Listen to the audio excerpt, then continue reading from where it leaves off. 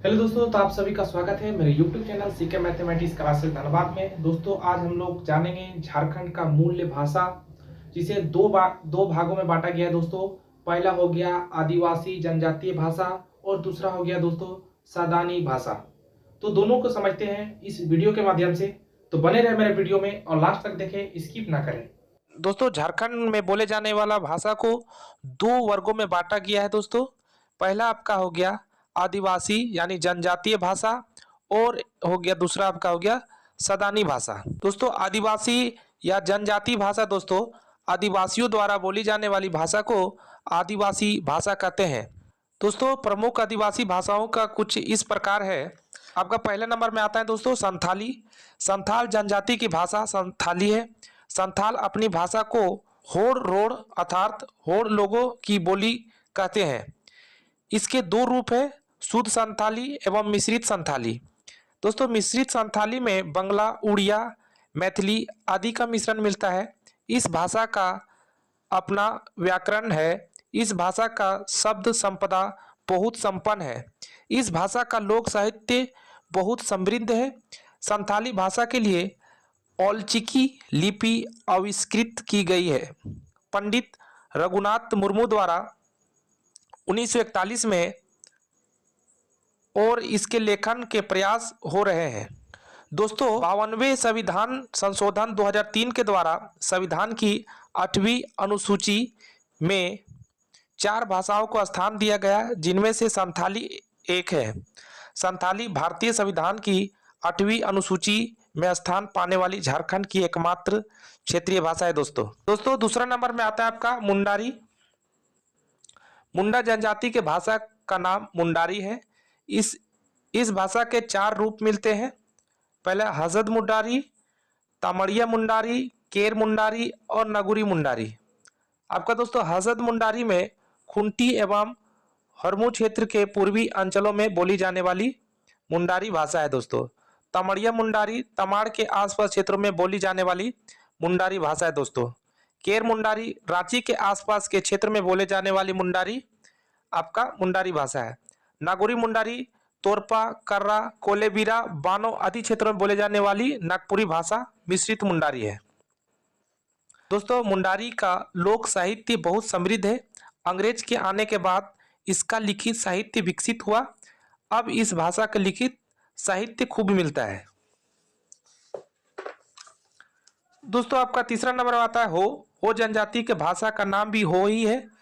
अपने में ही सीमित रहने के कारण इस भाषा का विकास अधिक नहीं हो सका। इस भाषा की अपनी शब्दावली एवं उच्चारण पद्धति है। दोस्तों चौथा नंबर में आता है आपका खुड़ुक उराव। उराव जनजाति की भाषा का नाम खुड़ुक या उराव है। इस भाषा की बड़ी उदारता से अन्य भाषाओं के शब्द को ग्रहण किया है। फलतः यह भाषा काफी समृद्ध हो गई है। झारखंड के क्षेत्रीय भाषाओं में समृद्ध सबसे अधिक लिखित साहित्य मिलता है। इस भाषा का लोक साहित्य बहुत संपन्न है दोस्तों 5वां नंबर पर आता है आपका खड़िया। खड़िया जनजाति के भाषा का नाम ही खड़िया ही है। इसमें लोक साहित्य की समृद्ध परंपरा मिलती है। इसका लिखित साहित्य विकासशील अवस्था में है। नंबर में है माल्टो या मल्तो। यह वास्तव में कुड़ुक भाषा का एक रूप है। इस भाषा के अंतर्गत सोरिया पहाड़ी, माल पहाड़ी, पहाड़िया, गोंड, कुमार, भाग आदि भाषाएं आती है। दोस्तों अब आते हैं सदानी भाषा में। एक तो आपका हो गया दोस्तों जो जनजाति आदिवासी जनजातीय भाषा था और दूसरा हो गया सदानी भाषा।